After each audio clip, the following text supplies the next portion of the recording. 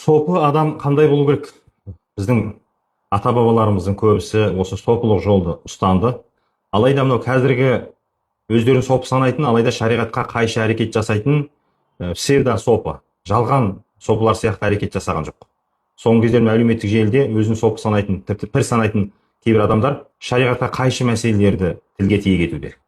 Ата бабаларымыз, Қожа Ахмет Яссауи бабаларымыз әрине бүкіл әлемге осы ислам дінді жеткізген тұлғалардың бірі.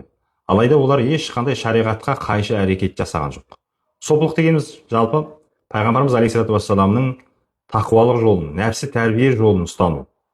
Сондықтан мен сопымын деп, бес парыздың бірі намазды оқымаса болады, немесе намаздан зікір жоғары тұрады деген сияқты кейбір дінге қайшы мәселелерді айтулары әрине ол ешқандай ол сопылық емес, адасушылық деп айтсақ болады.